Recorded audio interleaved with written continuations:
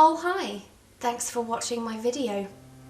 The Goth family have been pretty well known in the franchise since the beginning and even had an entire storyline revolve around them in one of the games. They're iconic, they're superstars, and today we're going to be talking about the evolution of the Goth family.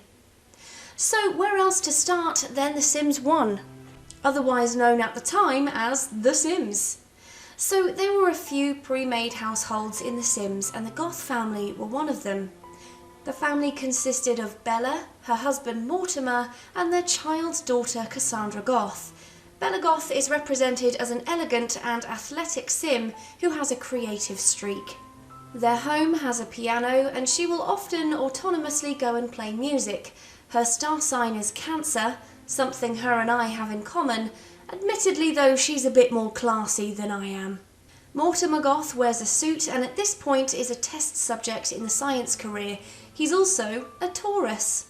Their daughter Cassandra is quite shy and is the only Sim in the family to have her star sign change. She is a Cancer in the Sims 1 games and later becomes a Virgo somehow in the Sims 2. The aesthetics of the Sims and their homes is of a Gothic style, complete with gravestones in their garden. There is another household linked to the Goth family in The Sims 1, but we don't know that yet. In the family bin there is the Bachelor household, Michael Bachelor, who in later games is revealed to be Bella's brother. The Sims 1 didn't have a family tree or genetic system, so there was nothing linking them as siblings in the first game. In The Sims 1 there isn't really much to set the Goth family apart from the other families. They seem a bit quirky, sure, but nothing to indicate how big of a role they will play in the future. The Sims Unleashed introduced Gunther and Cornelia Goth, Mortimer's parents and Cassandra's grandparents. Cornelia is a big fan of tea and often has tea parties with her granddaughter Cassandra. There is more to Cornelia's roots than we are initially shown in The Sims 1, but I'll get onto that later. The Sims 1 was also released on console, although like with the other Sims console games, it wasn't quite the same as the PC version. The Goth family's personalities are pretty much the same, and they look as similar as they can to the PC versions as well. Mortimer is a B-level movie star in the game. Michael Bachelor is also in The Sims on console, although again isn't directly connected to the Goths at this stage. The Sims Bustin' Out was then released on console only, and the Goth family made a return. It looks like this game was set prior to The Sims 1 because Bella and Mortimer are there, and they are married, but Cassandra isn't, so it seems like the game was either set before baby Cassie was born or after she had moved out. Bella and Mortimer live in Goth Manor.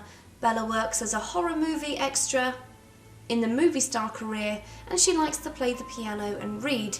She wears her now signature red dress, but she does look different from the previous versions of Bella Goth. For one, her hair is no longer black, it's now brown, and her skin looks lighter than before too. Mortimer is a mad scientist and enjoys synthesizing music.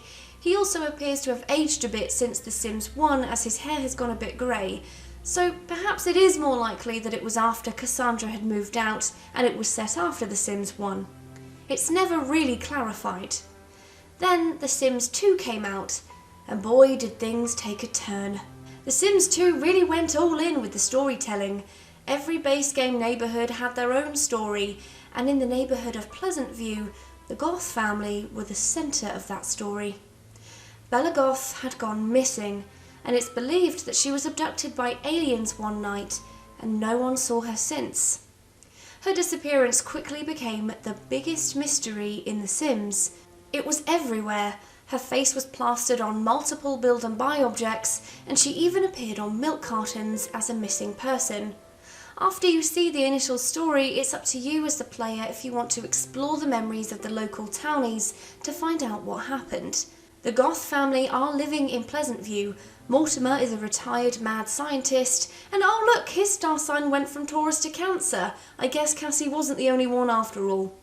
We can tell from The Sims 2 that Bella and Mortimer had a second child, Alexander. Alex doesn't have memories of his mother's disappearance, but Cassandra and Mortimer both have memories of Bella being abducted. Bella must have been gone a while because Mortimer has well and truly moved on. He is now in a romantic relationship with new girl in town, Dina Caliente, a townie who lives with her sister, Nina, although it's widely believed that Dina is only interested in Mortimer for his money. Cassandra is now an adult and is engaged to another new townie, Don Lothario, the local heartthrob who is also seeing a few other ladies on the side, including Dina and Nina Caliente, and Cassandra is none the wiser.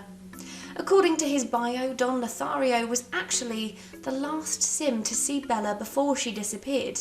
His memories show that she came over, he tried to kiss her but got rejected, and then she was abducted on his roof deck. Dina and Nina Caliente are also heavily suggested to have been involved with Bella's disappearance. This is referenced in the storytelling of the game, and according to their family tree, they're also part alien. Did their family ties come in handy when planning an accidental abduction? Mortimer is an elder sim in The Sims 2, but Bella is shown to be much younger, despite them being similar ages. It is believed that when Mortimer was a mad scientist, he created a reverse aging serum which he tested on Bella, which explains her youth. You can see the Goth family tree in The Sims 2. Both Mortimer and Bella's parents are deceased. But interestingly, Mortimer's mother, Cornelia, is from the Crumplebottom family. A little bit of digging will quickly reveal that Cornelia has a sister called Agnes. That's right, kids. Agnes Crumplebottom is Mortimer Goth's aunt and great-aunt to Cassandra and Alexander. Who knew? So according to Pleasant View's story, we know that Bella once lived there with her family, then she went to Don Lothario's house and was abducted by aliens, never to be seen again.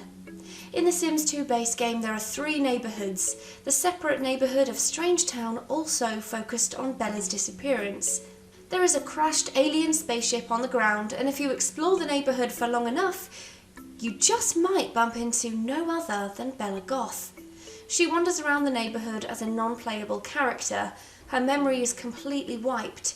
It is still questioned to this day whether this version of Bella is the real Bella Goth, because she looks noticeably different from the Bella that lived in Pleasant View, but it seems to be more of an oversight than a breadcrumb.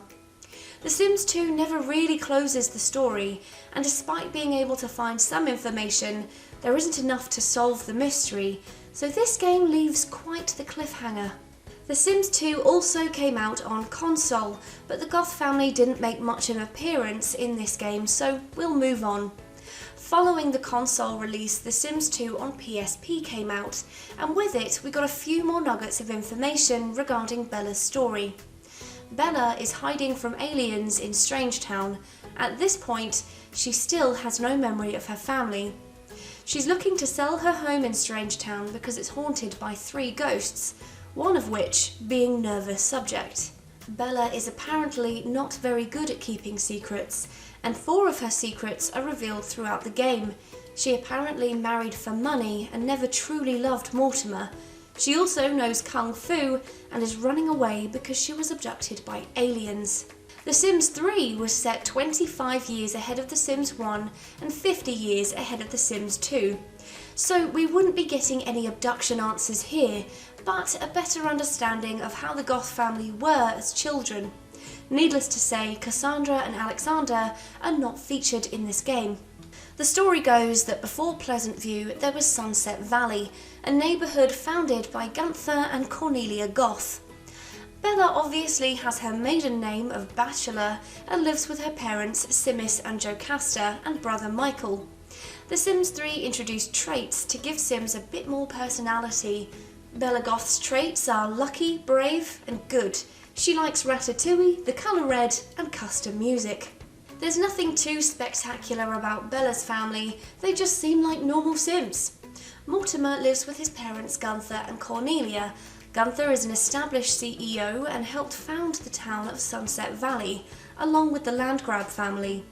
Cornelia is a stay-at-home mum to their son, and their aesthetic is gothic in their appearance and home. Mortimer's traits are artistic, grumpy and ambitious. He likes French toast, the colour black and classical music. His best friend is Bella Goth. They love spending time together and playing games. There is a book in The Sims 3 called Murder in Pleasant View, and that book, along with another, was written by Alexander Goth, a Sim who hadn't even been born yet.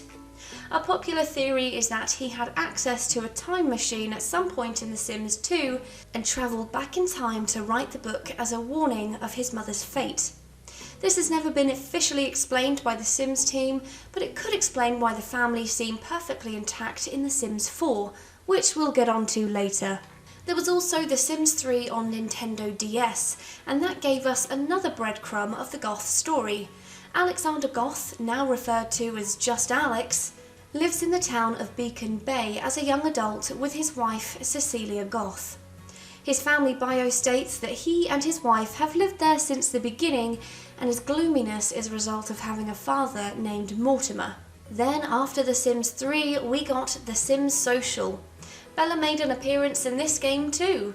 She lives in the town of Little Haven and appeared to have no memory of what happened to her after her abduction.